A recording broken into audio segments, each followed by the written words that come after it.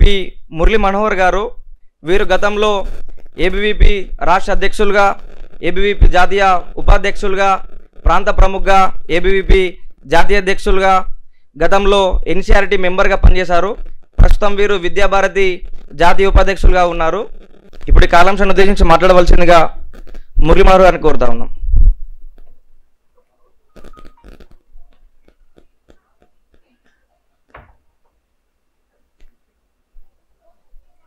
పెద్దలు సురేందర్ గారు,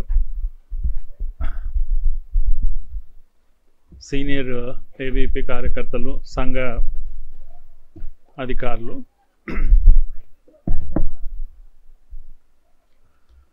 ఉదయం సెషన్లో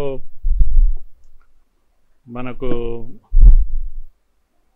బాబన్న కొన్ని విషయాలు, సైద్ధాంతిక సంఘర్షణ ఎట్లా ప్రారంభమైంది ఏంటి, ముఖ్యంగా లెఫ్ట్ యాక్టివిటీ దేశంలో ఎట్లా ప్రారంభమైంది ఏంది అనే విషయాలు కొన్ని చెప్పారు. అట్లాగే ఒక పోలీస్ అధికారిగా చంద్రమౌళి గారు కూడా కొన్ని వారి అనుభవాలు చెప్పారు. ఇప్పుడు సురేంద్రరావు గారు ఉన్నారు కనుక వారు చట్టంలో కొన్ని విషయాలు, అసలు ఇది ఈ మావోవాదము, నక్సల్వాదము రాజ్యాంగబద్ధమైందేనా, చట్టబద్ధమైందేనా, చట్టవిరుద్ధమైందా, కొన్నిసార్లు అనుమానాలు వస్తుంటాయి మనకు కూడా. ఎందుకంటే అయితే చట్టం గురించి మావోయిస్టులు మాట్లాడినంత బాగా ఎవరు మాట్లాడరు. ఇంత మొదలు వారు చెప్పారు కదా, స్పీకర్స్గా బాబన్న చెప్పింది కదా, క్యాపిటల్ పనిష్మెంట్ ఉండకూడదు అంటే వాళ్ళు మానవతావాదులు అన్నట్టు. మనిషి శిక్ష ఎట్లుండాలంటే తప్పు చేసినోనికి రిఫార్మేటివ్గా ఉండాలి. వాడు మనిషిని చంపనికే వీలు లేదు, పుట్టినోడిని ఎవరికి కూడా లేదు, చట్టానికి కూడా లేదు, కోర్టుకు కూడా లేదు. చంపనికే మనమెవరం. కావాలంటే శిక్ష ఎట్లుండాలంటే మారాలి, వాడు మారనికే శిక్ష ఉండాలి. ఇంత గొప్ప మానవతావాదాన్ని మాట్లాడేసరికి మనం ఏమనుకుంటామంటే, అబ్బా నిజంగా చాలా గొప్ప నాయన, అరగోపాలు చెప్పేది ఎంత గొప్ప విషయము అని ఒక భ్రమల పడిపోయి ఇక నోరు తెరిచి ఇంటూ కూర్చుంటుంటాం. ఆ విని విషయం ఏడికొస్తుంది అంటే మళ్ళా తుపాకీ గొట్టము రాజ్యాధికారం కాడికి వచ్చి ఆగిపోతుంది. కనుక ఈ పోరాటం న్యాయం కోసం, సమసమాజం కోసం, ఈ సమసమాజం కోసం అనేటువంటి భ్రమ అలా వస్తూనే ఉంది, ఎక్కడ స్థాపించబడలేదు ఇంతవరకు కూడా. ఈ మధ్యలో మీరు కంటిన్యూస్గా లాస్ట్ 2-3 మంత్స్ ఆపరేషన్ కగార్ అప్పటి నుంచి కూడా మీరు బాగా వింటున్న మాట ఏంటి అంటే శాంతి చర్చలు. బుద్ధుడు ఉన్నప్పుడు కూడా శాంతి అని వినబడదో లేదో తెలియదు, కానీ గాంధీ ఉన్నప్పుడు కూడా శాంతి అనే మాట వినబడదో లేదో, కానీ ఇప్పుడు మాత్రం ఏడ చూసినా కూడా శాంతి. ఈ ఆశ్చర్యం అనిపిస్తుంది, ఎవరు వీళ్ళు వచ్చి శాంతి అంటున్నారు అని. సత్య సావు వచ్చినాక శాంతి కనబడుతుంది. ఇప్పుడు వేరే దిక్కు లేదు. ఇప్పుడు నేను ఒక ఆయన అడిగిన మీడియా డిబేట్లా, సార్ ఇప్పుడు శాంతి చర్చలు అంటున్నారు, మరి ఎప్పుడు అనలేదు. శాంతి చర్చలు ఎప్పుడు జరగాలంటే, ఇప్పుడు సమాజము 2 దశలో ఉంటుంది ఎప్పుడు కూడా. పీస్ టైంలో ఉంటుంది, వార్ టైంలో ఉంటుంది. 2 దశల్లో ఉంటుంది ఎప్పుడు కూడా. పీస్ గురించి ఎప్పుడు చర్చ జరగాలి? పీస్ టైంలో చర్చ జరగాలి కదా. వార్ టైం రాగానే పీస్ గురించి మాట్లాడతారు ఎందుకు మీరు అని నేను అడిగిన. వార్ టైంలో ఏమవుతుందంటే చర్చ సాగు వచ్చింటుంది కనుక పీస్ అంటారు. మరి సమాజం పీస్ఫుల్గా ఉన్నప్పుడు మీరు అశాంతి రేపిస్తారు, అడ్డమను వచ్చిన కింద బాంబులు పెడతారు, రైళ్లు కనబడితే కూడా బాంబులు పెడతారు. కాకతీయ ఫాస్ట్ ప్యాసింజర్ బాంబులు పెడితే సారీ అని చెప్తారు. బాంబులు పెట్టమన్నోళ్ళు ఎవరు, సారీ చెప్పమన్నోళ్ళు ఎవరు? మరి పోయిన వాళ్ళ ప్రాణాలు మీరు తెచ్చిస్తారా? అందుకే ఈ నరమేధం, నక్సలైట్ నరమేధం అనగానే ఎక్కడున్నోనికి ఊలుకొచ్చింది. ఈ మధ్య ఈ మన వాళ్ళు దీన్ని ఏమంటాం, ఫ్లయర్ పెట్టి సోషల్ మీడియాలో తిప్పుతూ ఉంటే నాకు ఫోన్లు వచ్చినాయి, ఒక 5-6 ఫోన్లు వచ్చినాయి. అవి ఫోన్లు అన్నిట్లో కూడా ఏందే, ఎవరు సార్ మీరేనా ఇది కండక్ట్ చేసేది? ఇదేంటి సార్ నరమేధం, నక్సలైట్లు నరమేధం ఏంటి సార్ అంటున్నాడు. అమాయకంగా అడుగుతున్నాడు. మరి ఇంకెవరు చేస్తారు నరమేధం అని అన్న. నక్సలైట్లు ఎక్కడన్నా నరమేధం చేస్తారా సార్? ఇంకొక ఆయన అడిగింది, అసలు ఇప్పుడు బాగా వాళ్ళ మీదే నరమేధం జరుగుతుంది కదా, కగార్లో వచ్చే సావు వస్తుంది, వాళ్ళు వస్తున్నారు కదా, వాళ్ళు నరమేధం చేస్తారంటారు ఏం సార్ అని అడుగుతున్నా. అది నేను మాట్లాడినా రికార్డ్ చేసి సోషల్ మీడియాలో తిప్పుతున్నారు వాళ్ళు, సోకాళ్ళు నక్సలైట్లు వీళ్ళంతా. కనుక ఇప్పుడు డౌట్ వస్తుంది మనకు, నిజంగా కదా నరమేధం ఏడ జరుగుతుంది? నక్సలైట్ల మీదనే నరమేధం జరుగుతుంది, ఇడనేమో నక్సలైట్ల నరమేధం గురించి చర్చ చేస్తున్నారు. ఓసారి ఎంత అనుమానం వస్తుందంటే, నక్సలైట్ నరమేధం చేసిరా ఎప్పుడన్నా? ఎందుకంటే ఈ జనరేషన్ మారింది కనుక తెలియదు. దానికి ఉస్మానియా యూనివర్సిటీ సాక్ష్యం. ఇక్కడ ఈ మట్టి సాక్ష్యం 80లో నేను స్టూడెంట్గా ఉన్నప్పుడు 80 నుంచి 90లో జరిగిన నరమేధము అంతా ఇంత కాదు.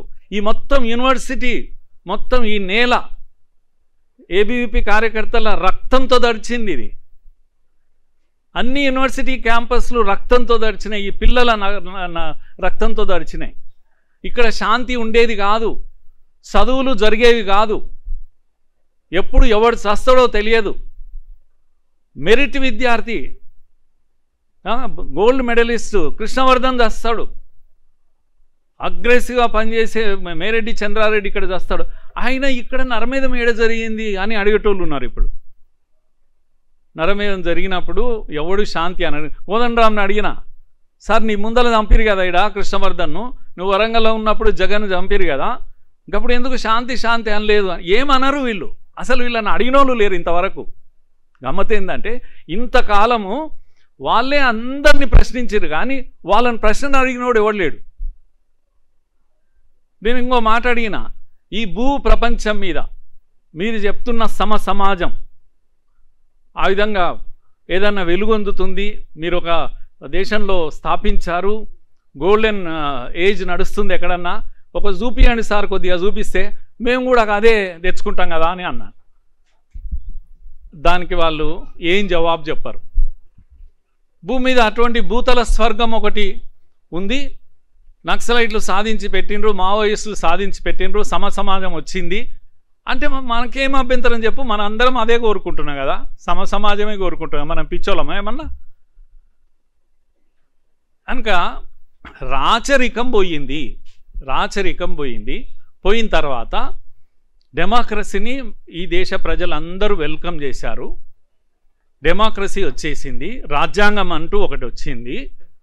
వచ్చాక ఈ దేశంలో ఒకటే రాజ్యాంగం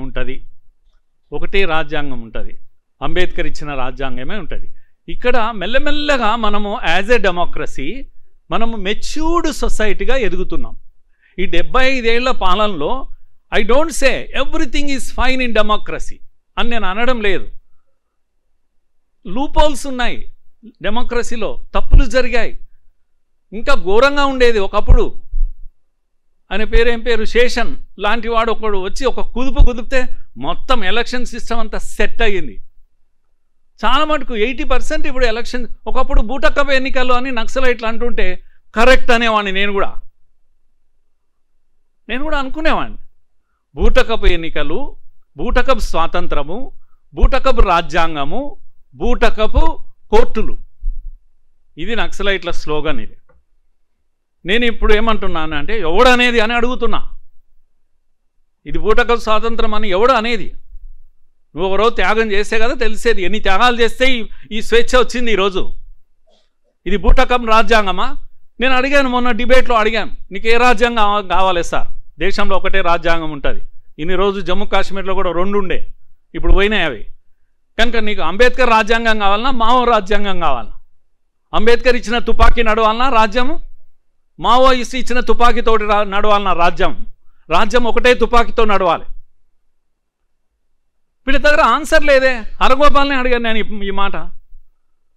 ఏ తుపాకీ కావాలి మీరు చెప్పండి, అంబేద్కర్ రాజ్యాంగం వద్దు అని మీరు చెప్పండి పబ్లిక్గా.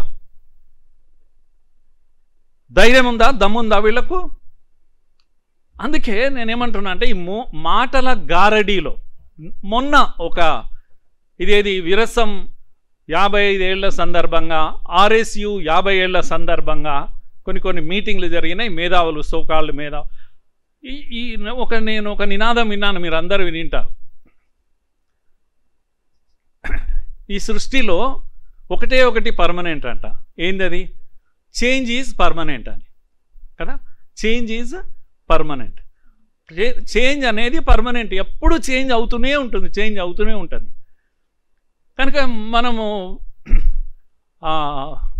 అదేది అగ్నిపక్షి ఏదో ఉంటుంది కదా, భూమిలో తల దాచుకున్న పద్ధతిలో ఉంటే ఈ చేంజ్ను చూడలేము. ప్రపంచం మారిపోతున్నటువంటి పరిస్థితిలో ఇంకా రాతి యుగంలోనే ఉన్నట్టు, ఇంకా తుపాకులు మెడలేసుకొని, ఇంకా ఊరూరా తిరుక్కుంటా, విప్లవం పాటలు పాడుకుంటా, డప్పు కొట్టుకుంటా ఏదో చేస్తాం అని భ్రమింపజేస్తుంటే, విద్యార్థులు, యువకులు కొత్త టెక్నాలజీ వచ్చింది, కొత్త ఇన్నోవేషన్స్ వస్తున్నాయి, మార్పు వస్తుంది, సమాజం ఇంత వేగంగా పరిగెత్తుతుంటే అగ్ని పక్షిలాక, ఉష్ణ పక్షిలాక ఇంకా మీరు అలాగే నేనైతే ఈ ఉస్మాన్ యూనివర్సిటీలో నిరంతరం చూసి నా 65 ఏళ్లలో నేను మారని ఒకడు ఎవడు అంటే హరగోపాల్.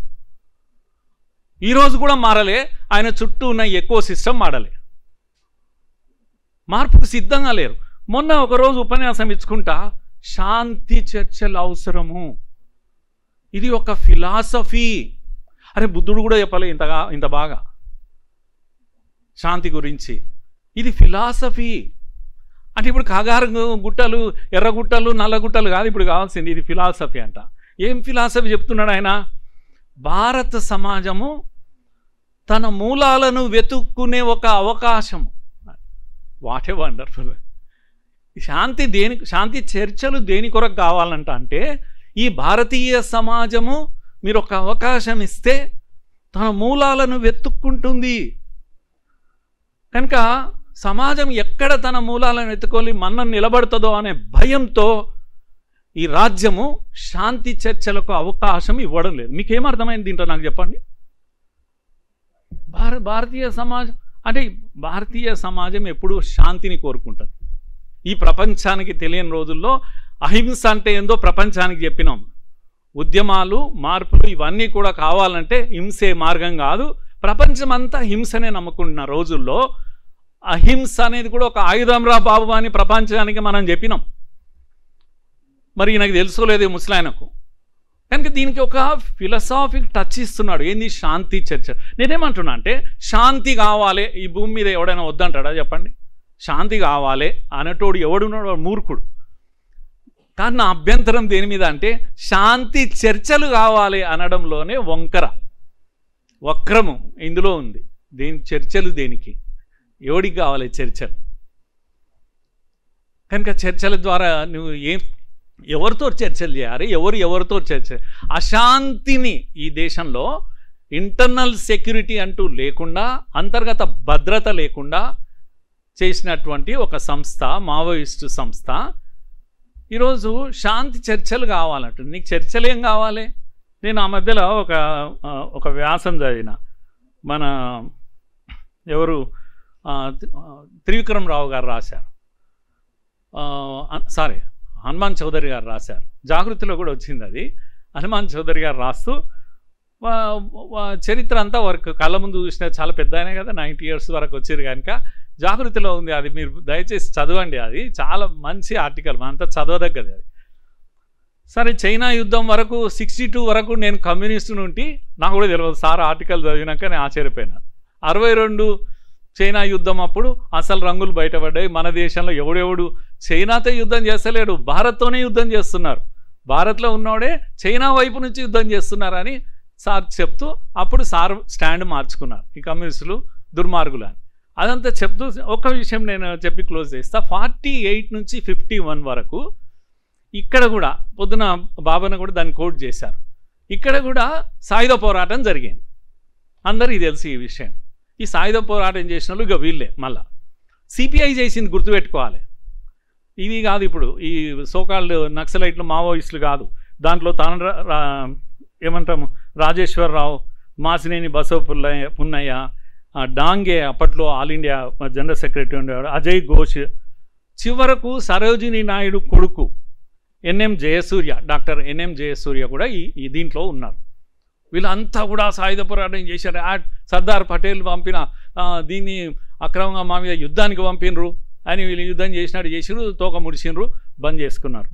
ఎక్కడ పోయినరు అని నేనేమంటున్నా అంటే, అప్పుడు డైరెక్ట్ సాయుధ పోరాటం జరుగుతుంది కదా, అప్పుడు కూడా చర్చలు అడిగినరు. వీళ్ళందరూ కలిసి పేర్లన్నీ నేను చదివిన పేర్లు ఇంకా కొన్ని ఉన్నాయి, నేను చదవలేదు. వీళ్ళంతా కలిసి స్టాలిన్ దగ్గరికి పోయినరు రహస్యంగా. స్టాలిన్ గాడు బూతులు తిట్టినాయి అందరికీ తెలుసు మనకు. ఏడున్నారా బాబు మీరు, ఎక్కడ ఉన్నారు మ్యాప్ మీద, మీకు సముద్రం లేదు, మేము రానికే ఏమన్నా సహాయం చేయనికే, మధ్య ల్యాండ్ లాక్డ్ ఇది తెలంగాణ. సో ఇవన్నీ చూసిన తర్వాత తిట్టినాక వచ్చేసిర్రు, వచ్చి తోక ముడుచుకున్నారు, యుద్ధం లేదు అంత మూసుకొని వెళ్ళిపోయారు. చర్చలు కొన్ని రోజులు అరిచినరు, ఇప్పుడు ఎక్కడ పోయినరో తెలియదు. తర్వాత చూస్తే ఈ జయసూర్య సరోజినీ నాయుడు కొడుకు కూడా ఇక్కడ అసెంబ్లీకి కంటెస్ట్ చేసిండు, ఎప్పుడు 51, 52లో. తర్వాత పోయి ఢిల్లీలో పోయి పార్లమెంట్ కూడా కంటెస్ట్ చేసిండు, గెలవలేదు. కానీ ఏమంటున్నా అంటే, ఇగో జనజీవన స్రవంతిలో కలిసారు, గట్లా కలవండి మీరు కూడా. చర్చలు ఎందుకు అంటున్నా, చర్చలు ఏడున్నాయి, వాళ్ళంతా కలవలేదా చరిత్రలో, కాలగర్భంలో? మీతోటి ఏంది చర్చలు చేసేది? చర్చలు అనేది బూటకం, స్వాతంత్రం బూటకం కాదు, ఇక్కడ న్యాయస్థానాలు బూటకం కాదు, ఇక్కడ ఏది బూటకం కాదు, రాజ్యాంగం అసలే బూటకం కాదు. చర్చలే ఒక బూటకం, శాంతి చర్చలు ఒక నాటకం. కనుక ఇది ఏమంటాం, యుద్ధంలో ఈ స్మోక్ కవర్ అంటారు, ఆ విధంగా పొగ వదిలితే శత్రువు తప్పించుకొని పోతాడు. కనుక మొత్తం భారతీయ సమాజం అంతా చూస్తుంది ఏం జరుగుతుంది అని. కనుక ఇప్పుడు మనల్ని అంతా ఏం భ్రమింపజేస్తున్నారంటే, అదిగో నేను శాంతి కోరుకుంటుంటే వీళ్ళు చంపేస్తున్నారు. ఇక్కడ పోయి పిల్లలు ఇక్కడ అమాయకంగా వచ్చి పాపం వాళ్ళు మాట్లాడుతుంటే, పొద్దున ఆయన కూడా చెప్పింది కదా ఏం స్లోగన్ అంటే, వాళ్ళు నేను మాట్లాడాను ఇప్పుడు, కానీ వాళ్ళు చాలా మంచి పిల్లలనే అంటున్నా. దారి తప్పినటువంటి పిల్లలు, వాళ్ళు వక్ర మార్గం పట్టినటువంటి పిల్లలు, వాళ్ళకు ఈ విషయం నింపే వాళ్ళు ఉన్నారు చూడు, వీళ్ళు అసలైన ప్రమాదం. నక్సలైట్లు ప్రమాదం కానే కాదు, తుపాకీ పట్టి అడవుల తిరుగునతో నక్సలైట్లు ప్రమాదం కాదు. 10 మంది నక్సలైట్లు యుద్ధం చేసేవాడు అడవుల్లో ఉంటే వాళ్ళని కాపాడడానికి వ్యవస్థలు, మనకు తర్వాత అర్బన్ నక్సలిజం ఇదంతా చర్చ ఉంది కనుక 90 మంది వాళ్ళని కాపాడడానికి పనిచేస్తారు. అందులో వాళ్ళని పౌర హక్కులను పిలవచ్చు, విరసం అని పిలవచ్చు, ఇంకో అరసం పిలవచ్చు, సరసం అని పిలవచ్చు. వీళ్ళంతా కూడా పనిచేస్తూ ఉంటారు. వీళ్ళంతా ఎందుకు ప్రమాదం అని నేను అంటున్నా అంటే, వాళ్ళు యుద్ధం చేస్తారు, గెలుస్తారో ఓడతారో ప్రాణం పోగొట్టుకుంటారు, ఓసారి ప్రాణం తీస్తారు. కానీ వీళ్ళు అట్లా కాదు కదా, విషం నింపే వాళ్ళు వీళ్ళే. సమాజం అంతా కూడా సమాజాన్ని తప్పుదారి పట్టించే వాళ్ళు వీళ్ళే. అసలైన నక్సలైట్లు వీళ్ళే, వివిధ సంఘాల పేరుతో పనిచేసేవాళ్ళు. కనుక శాంతి చర్చలు మాట్లాడేవాళ్ళు ఇప్పుడు జస్టిస్ చంద్రకుమార్ కానీ, లేకపోతే హరగోపాల్ కానీ, లేకపోతే ఇంకెవరు మన కోదండ రామ్ కానీ, అందరూ ఎక్కడి వాళ్ళంతా పరిగెత్తుకుంటూ వస్తారు. వీళ్ళకు హైడింగ్ ప్లేసెస్ తెలుసా, వీళ్ళు ఎక్కడ దాపెట్టుకుంటారు? అడవిలో దాపెట్టుకునే వాళ్ళు అన్నలు వాళ్ళు సరే, వీళ్ళు సొసైటీలో సేఫ్ ప్లేసెస్లో ఉంటారు. సీరియస్గా పోయి కాంగ్రెస్ రేవంత్ రెడ్డి సంకన ఉంటాడు ఒకడు, ఉండి వాడిని గైడ్ చేస్తుంటాడు. రాహుల్ గాంధీ సంకన ఉంటాడు ఒకడు, వాడిని గైడ్ చేస్తుంటాడు. ఇంకే తెలియదు ఏం మాట్లాడుతున్నారు. కనుక సీతక్కలు వీళ్ళంతా కూడా వచ్చి సేఫ్ జోన్లో ఉంటారు. ఆ రోజు తుపాకులు పట్టుకుని తిరిగిన వాళ్ళే వీళ్ళు. అధికార పార్టీలో ఉంటారు, మామూలు పార్టీలో అపోజిషన్లో ఉండరు వాళ్ళు, బీజేపీలో ఉండరు వాళ్ళు. నిజాయితీగా సొసైటీకి కమిట్ అయి ఉన్నవాడు చట్టము పనిచేయని, చట్టం ఏడ పని చేయదు, అధికార పార్టీలో ఉంటే చట్టం పనిచేయదు. కనుక చట్టం పనిచేయని సేఫ్ జోన్లలో ఉంటారు, చట్టాన్ని ఆడిస్తూ ఉంటారు. కనుక ఇక్కడ నిషేధం ఉంది మావోయిస్టుల మీద, ఆర్ఎస్యు మీద ఈ ప్రభుత్వం నిషేధం పెట్టింది. కానీ ఈ ప్రభుత్వంతోనే చర్చలు చేయాలి. మనిషి ఉన్నంత కాలము సమస్యలు ఉంటాయి, సమస్యలు ఉన్నంత కాలము నక్సలిజం ఉంటుంది. ముఖ్యమంత్రి మాట్లాడతాడు, ఇక్కడ ఉన్న ముఖ్యమంత్రి అయినా కూడా ఏబీవీపీలో పనిచేసిన అని చెప్తుంటాడు అప్పుడప్పుడు. వీళ్ళంతా ఎస్కేపిస్టులు, వీళ్ళు ఎవ్వడు ఏబీవీపీ పేరు తీసుకొని ఇప్పటికీ మాట్లాడేవాడు ఎవ్వడు కూడా ఏబీవీపీ కాదు. వీళ్ళంతా ఎస్కేపిస్టులు, ఎక్కడ దొరికితే అక్కడ జారిపోతుంటారు, అధికారం చేజిక్కించుకుంటారు, నోరు ఎట్లా తిరిగితే అట్లా మాట్లాడుతుంటారు, నాలుగు ఎట్లా తిరిగితే అట్లా మాట్లాడుతుంటారు, తమ అవసరాల కోసం మాట్లాడుతూ ఉంటారు. అందుకే ఈ మొత్తం చర్చల ఉద్దేశం ఏంది అంటే అడవిలో జరిగే యుద్ధము పోలీసులు ఉన్నారు, వాళ్ళు చూసుకుంటారు. ఆ యుద్ధాన్ని గురించి మనం మాట్లాడే పని లేదు, ప్రభుత్వం ఉంది చూసుకుంటుంది. కనుక అది వచ్చే నెల మార్చి, వచ్చే నెల ఏప్రిల్ ఏదో డేట్ పెట్టాడు అమిత్ షా, అది చేసే పని వాళ్ళు చేస్తారు. వాళ్ళ పని ఎంత లిమిటెడ్ అంటే తుపాకీ పట్టణాన్ని చంపుతారు కానీ తుపాకీ పట్టణాన్ని చంపుతారా? ఎక్కడన్నా పెద్ద ఎత్తున సరెండర్ అవుతున్నారు ఇప్పుడు పోలీస్ నక్సలైట్, పెద్ద ఎత్తున సరెండర్. వాళ్ళకు రాజ మర్యాదలు దొరుకుతున్నాయి, గొప్ప మర్యాదలు దొరుకుతున్నాయి. వాళ్ళ తల మీద ప్రకటించిన డబ్బు వాళ్ళకే ఇస్తున్నారు. తర్వాత ఇంకో ప్రకటన ఏంటంటే సొంతంగా వచ్చి అరెస్ట్ అయిన వాళ్ళకి కేసులే లేవు ఇప్పుడు. కనుక వాళ్ళు ఉద్యోగాలు ఇస్తున్నారు, వాళ్ళు అన్నీ ఇస్తున్నారు, ఎంజాయ్ చేస్తున్నారు, జనజీవన స్రవంతిలో వాళ్ళు కలుస్తున్నారు. ఇంకా పట్టుకొని వేలాడే వాళ్ళు ఎవడో ఉంటే వాడు పోతాడు. లేదంటే నేనేమంటున్నా అంటే ప్రభుత్వం ఆయుధం ఉన్న వాడిపైన యుద్ధం చేస్తుంది. ఆయుధాలు వదిలేసి జనజీవన స్రవంతిలో మీలాక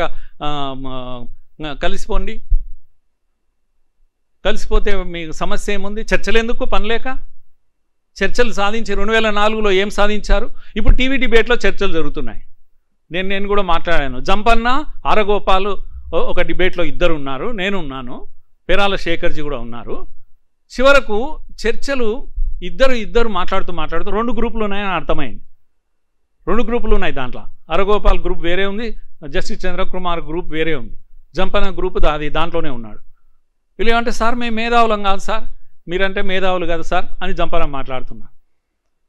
మీరు శేఖర్జీ ఒక మాట అడిగారు, అసలు మీకేం అధికారం ఉంది చర్చలు జరపాలి అని అనకే? మీరు ఏ హోదాలో అడుగుతున్నారు? మీరేంటి అసలు? ఈ మావోయిస్టులలో మీరేంటి?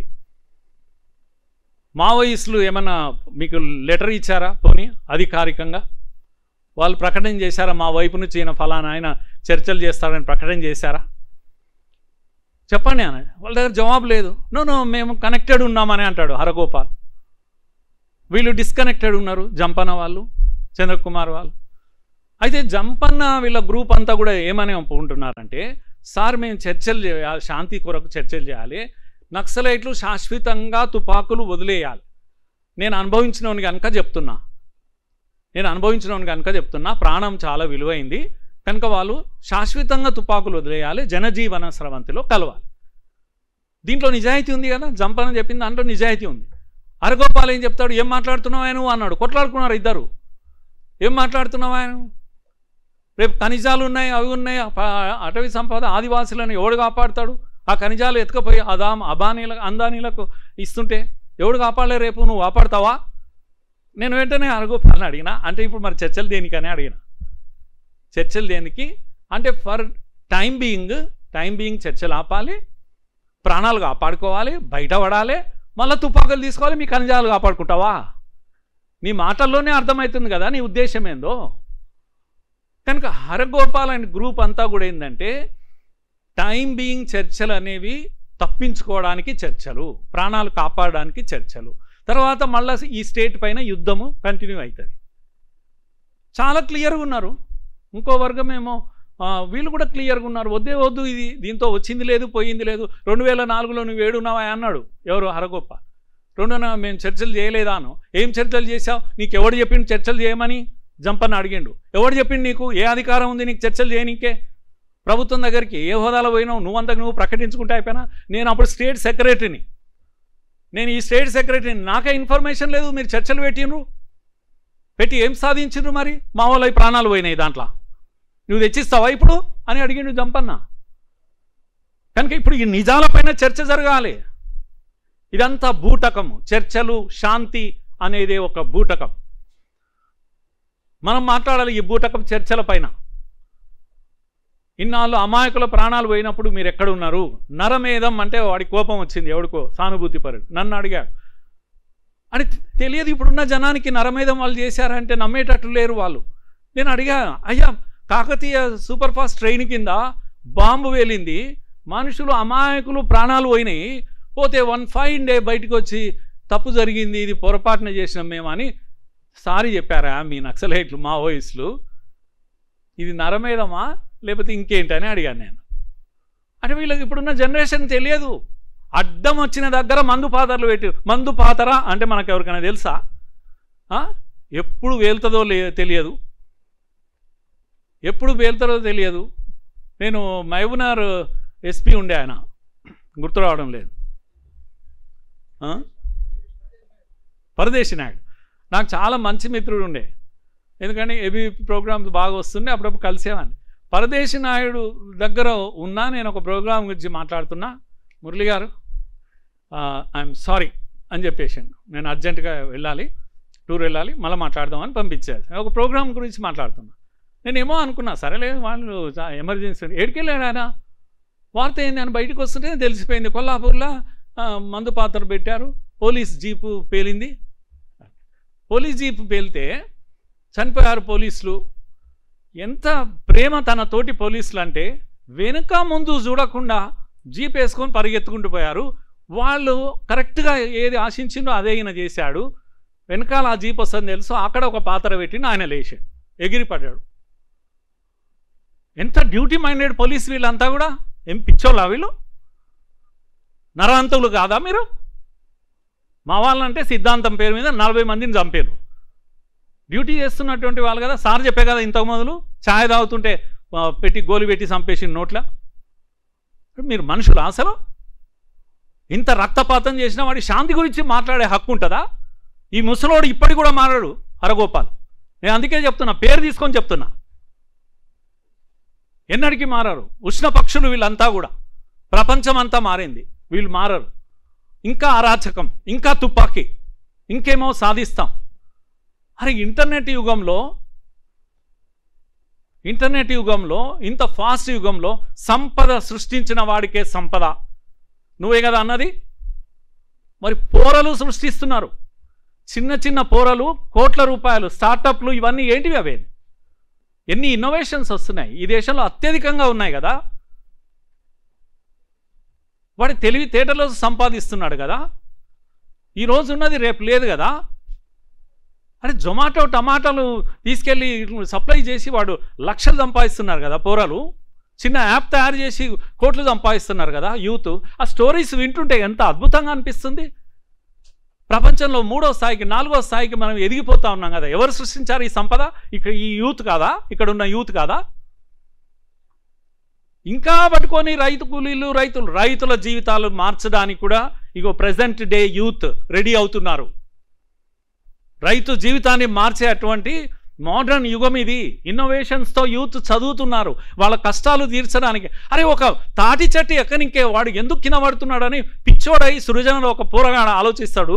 వాడు ఒక మిషన్ ఇస్తాడు, అది పెట్టుకొని ఎక్కితే సేఫ్గా పైకి ఎక్కుతాడు. వాడు తాగినా కూడా, కళ్ళు తాగినా కూడా కింద పడాడు. అటువంటి ఇన్స్ట్రుమెంట్స్ పోరలు ఇస్తున్నారు. ఇది విప్లవం కాదా? విప్లవం కళ్ళ ముందు జరుగుతుంది. నేను ఒక స్టోరీ చదువుతున్నా, మీరంతా చూసింటారు. DICCI, Dalit chamber of commerce, ఆయన గురించి చదవండి. 100 మంది దళిత కోటీశ్వర్లను తయారు చేసే యజ్ఞం పెట్టుకొని తిరుగుతున్నాడు. దళిత కోటీశ్వర్లను. ఇది విప్లవం కాదా? ఇది ఎక్కడున్నావు నువ్వు ఇంకా? అరే ఆయన చేసిన ఒక కోటీశ్వరుడు స్టోరీ చెప్తున్నా. ఎంటర్ప్రెన్యూరు, వాడికి పిల్లల బొమ్మలు అంటే చాలా ఇష్టము. రకరకాల బొమ్మలు తయారు చేస్తూ నేను స్టోరీ చదివాను. అది రకరకాల బొమ్మలు చేశాడు, జాతరలో పెట్టాడు, అమ్మాడు. చివరకు వాడు ఒక్క దగ్గర క్లిక్ అయింది ఏదంటే, ఒక చిన్న బోరు, ప్లాస్టిక్ బోరు, అది కూడా నీళ్లు కింద బకెట్ ఉంటుంది, కొడితే ఆ నీళ్ళు ఇట్లా వచ్చి మళ్ళీ దాంట్లోనే పడుతుంటాయి. ఈ బొమ్మ చాలా వింతగా ఉంటుంది పిల్లలకు.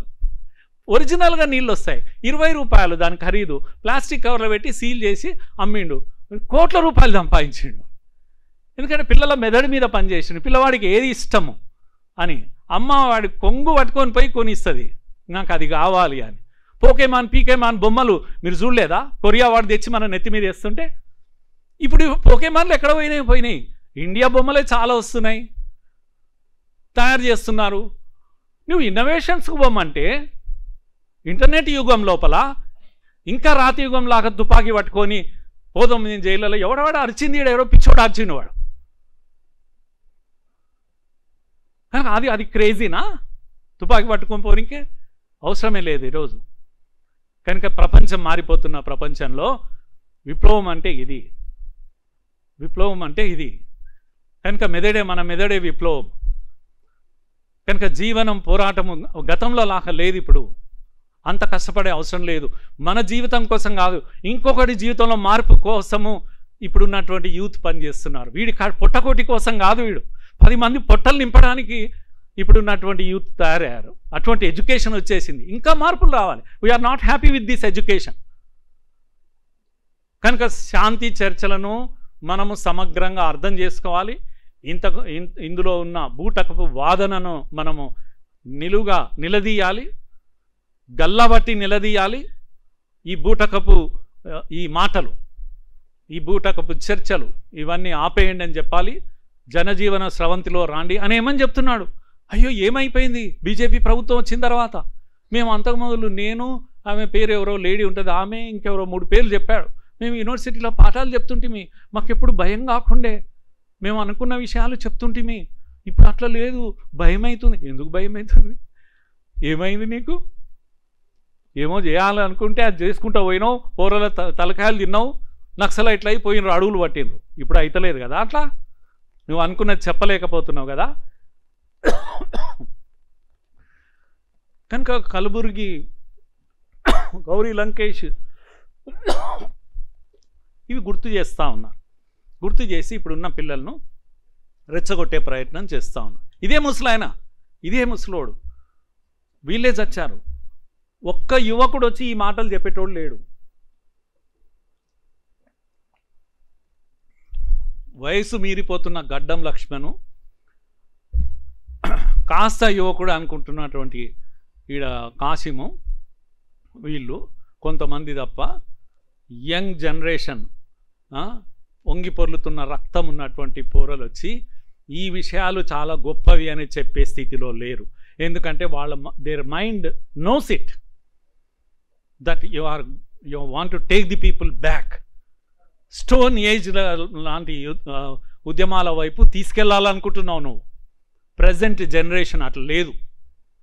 ఇప్పుడు ఈ ముసలి నక్కలన్నీ వచ్చి ఏడుస్తున్నాయి మన ముందల, పాత ఈ గుర్తు చేస్తున్నాయి. మేమున్నప్పుడు అట్లుండే, బీజేపీ వచ్చినాక మాట్లాడనికే భయం వేస్తుంది. ఎందుకు భయం వేస్తుంది? నీ మాటల్లో నిజాయితీ ఉంటే భయం ఎందుకు నీకు? ఇది నేను ప్రశ్నిస్తున్నా.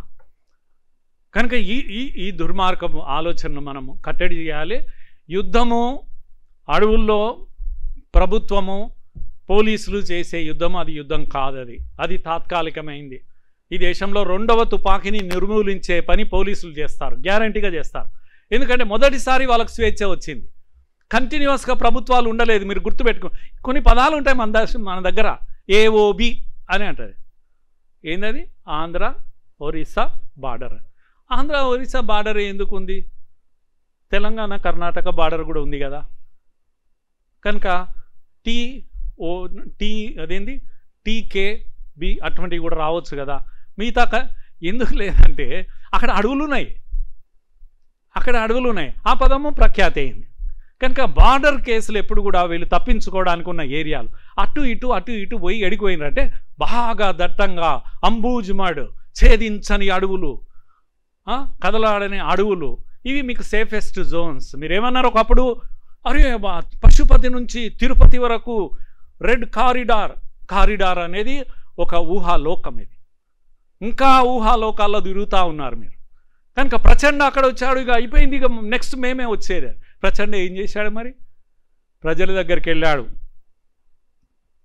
కనుక ప్రజల దగ్గరికి వెళ్ళారు, ఓటు వేయించుకున్నాడు, తర్వాత కూడా ఓడిపోయాడు.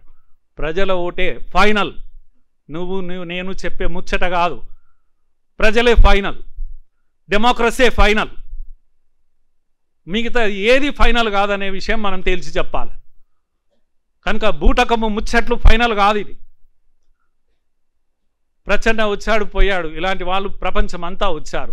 ఎక్కడ కూడా ఇంకా సాయుధ పోరాటాలు, విప్లవాలు ఆ రోజులు పోయినాయి. కనుక ఇప్పుడు ప్రభుత్వం చేసే పని, ప్రభుత్వానికి అవకాశం వచ్చింది. 17 ఏళ్ళు ఒక ప్రభుత్వం కేంద్రంలో ఉండడం వల్ల ఇది సాధ్యమై.